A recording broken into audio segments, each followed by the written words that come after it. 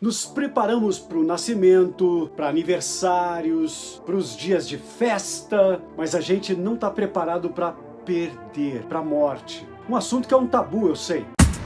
Paz e amor. Alô, eu sou o Mauro Miller, aqui no canal Paz e Amor.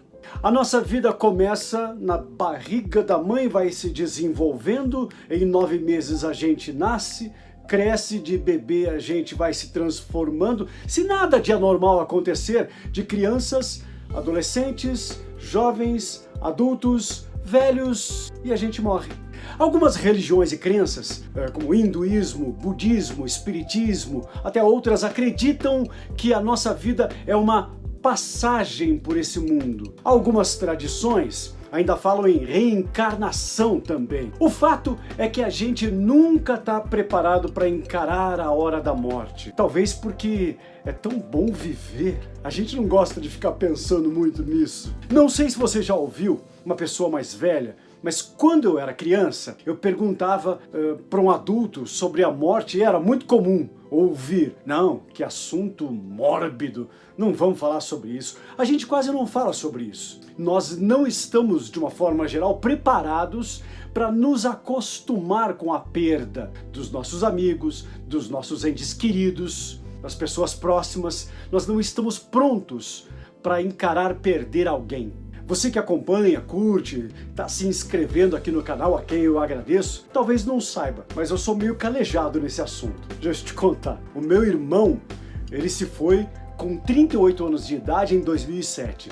Depois, a minha avó, que eu tinha um convívio muito grande, ela morava com a gente. Em 2011, ela se foi aos 102 anos de idade. Incrível. 3 anos depois, foi meu pai, com 82 anos. E 3 anos depois, a minha mãe, também com 82 anos. Em 10 anos, eu perdi 4 pessoas muito importantes, muito próximas da minha vida. E eu confessar, foram tristes, reações tristes e muito diferentes uma da outra. Meu irmão, com uma vida inteira pela frente.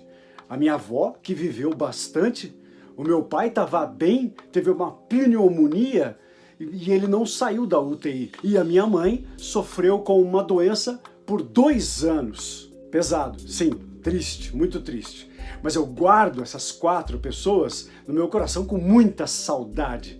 Perder alguém próximo, alguém que a gente ama, que é presente na nossa vida e que sempre foi importante, não é fácil. Os especialistas dizem que o luto tem estágios.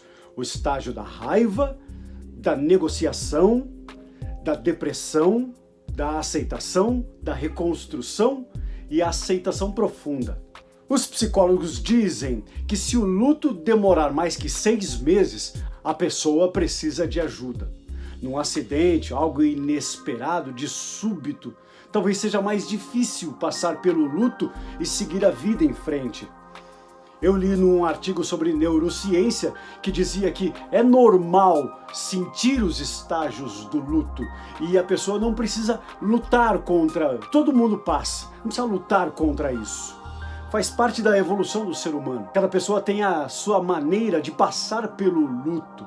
Tem aquela que fica mais quieta, outra que se agita, outra que fica nervosa, aquela que chora o tempo todo, por horas, por dias.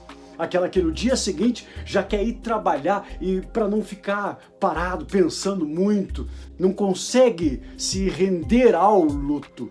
Quem convive com o tratamento da vida humana diz que o tempo é o melhor remédio para o luto. O jornalista, escritor Fabrício Carpinejar, ele falou uma coisa muito interessante, que quando você perde alguém, você não tem a falta da pessoa, você tem a falta e a saudade do que você tinha com a pessoa, do teu abraço, do teu beijo, do que você fazia com ela. É a falta do que você não vai mais viver com aquela pessoa que faz falta.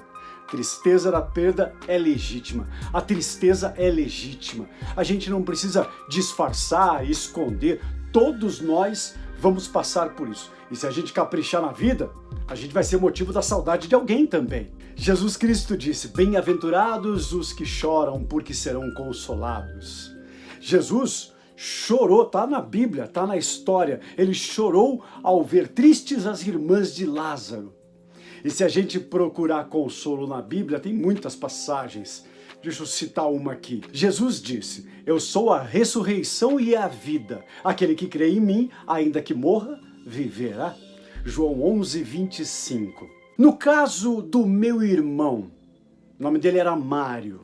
Ele está na minha memória como um cara que nunca perdeu o sorriso e o otimismo, mesmo nas fases mais agudas da quimioterapia. Eu tenho várias histórias passadas com ele, quando eu buscava ele, quando eu levava ele para as sessões de quimioterapia. A minha mãe deixou um legado, uma fé inabalável. O meu pai deixou uma sabedoria. Se por acaso ele não sabia a resposta, ele ia pesquisar para entender, para voltar com a resposta. E dava aula. E a minha avó, de batalhadora, perdeu o seu marido muito nova. Meu avô faleceu, eu tinha 4 anos de idade. E eu acompanhei a luta da minha avó para viver, para dar a sua própria solução para a sua vida, buscar o seu lugar, a sua casa. Ela trabalhou, morou sozinha até os 92 anos de idade. Então essas pessoas ainda estão vivas, aqui e aqui. Por isso, a vida vale a pena. Quando a gente aprende, eu vou falar uma frase aqui do autor do livro Pequeno Príncipe: o que se leva da vida é a vida que se leva. Paz e amor, e obrigado a você que chegou até aqui e está se inscrevendo, curtindo e compartilhando esse canal Paz e Amor. Muito obrigado. Paz e amor.